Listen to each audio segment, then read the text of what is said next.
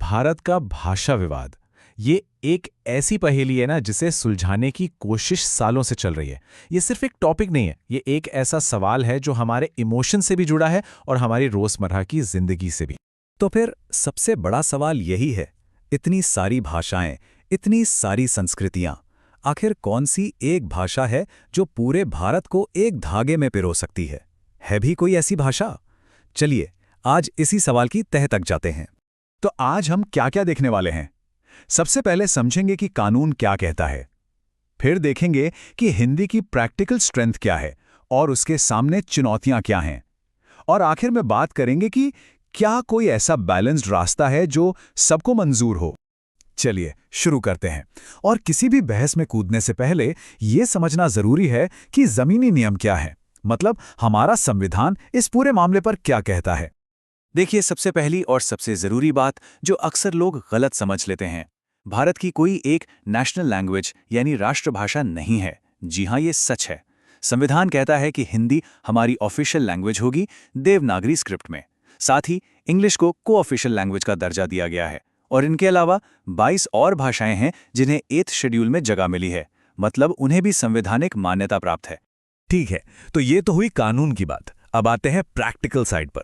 आखिर वो क्या वजह है जो हिंदी को एक लिंक लैंग्वेज, मतलब पूरे देश को जोड़ने वाली भाषा बनाने का सबसे मजबूत दावेदार बनाती हैं?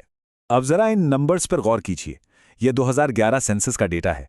इसके मुताबिक लगभग 44% भारतीयों की मातृभाषा हिंदी है। लेकिन कहानी यहीं खत्म नहीं होती। अगर हम उन लोगों को भी इसमें जोड़ लें जो हिंदी को दूसरी या तीसरी भाषा के तौर पर जानते समझते हैं, तो ये आंकड़ा बढ़कर करीब 57% हो जाता है। मतलब देश की आधी से ज्यादा आबादी। और सच कहूं तो कोई भी दूसरी भारतीय भाषा इस आंकड़े के आसपास भी नहीं है। और ये जो पहुंच है, ये सिर्फ सरकारी कागजों की वजह से नहीं है। इसके पीछे असली इंजन तो कुछ और ही है। सोचिए, बॉलीवुड फिल्में, न्यूज चैनल। लोग जब नौकरी या पढ़ाई के लिए एक राज्य से दूसरे राज्य जाते हैं तो अक्सर हिंदी ही काम आती है। और एक और बात, देवनागरी स्क्रिप्ट जिसमें हिंदी लिखी जाती है, वो मराठी और संस्कृत जैसी कई दूसरी भाषाओं में भी इस्तेमाल होती है। इससे भी इसे फैलने में मदद मिलती है। लेकिन जैसा कि होता है, हर कहानी का एक दूसरा पहलू भी होता है। अब हम सिक्के के दूसरी तरफ देखते हैं, समझते हैं कि इस विचार का विरोध क्यों होता है और इस पूरी तस्वीर में इंग्लिश कहाँ फिट होती है। अगर हम दक्षिण भारत या नॉर्थ ईस्ट की बात करें तो वहां के लिए उनकी अपनी भाषा सिर्फ बातचीत का एक जरिया नहीं है। नहीं, तमिल हो, कन्नड़ हो, बंगाली या असमी, ये भाषाएं उनकी पहचान है, उनकी संस्कृति और उनके इतिहास की आत्मा है। और बस यहीं पर एक बहुत दिलचस्प टकराव सामने आता है। हिंदी, जो कि एक भारतीय भाषा है, उसे कई गैर हिंदी इलाकों में थोपा हुआ या इम्पोजिशन की तरह देखा जाता है। और दूसरी तरफ है इंग्लिश, जो है तो विदेशी, लेकिन उसे एक न्यूट्रल या तटस्थ पुल माना जाता है। क्यों?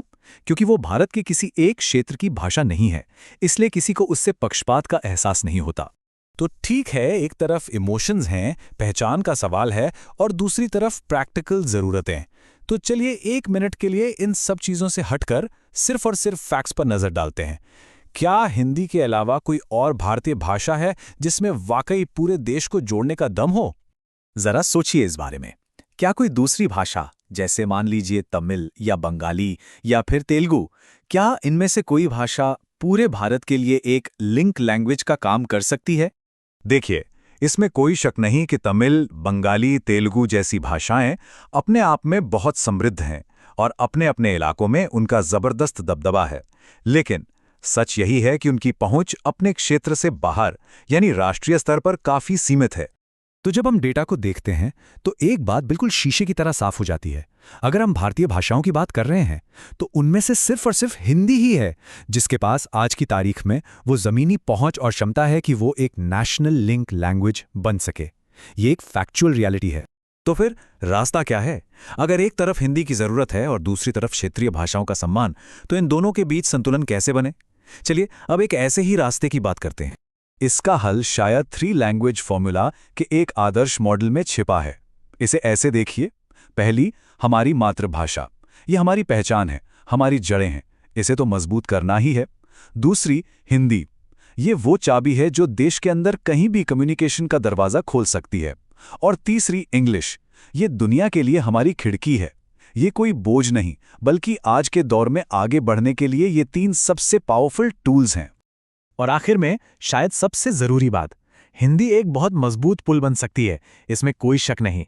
लेकिन पुल हमेशा भरोसे और आपसी सहमति से बनते हैं, थोपने या जबरदस्ती करने से नहीं। और शायद इस पूरी बहस का निचोड़ इसी एक लाइन में है।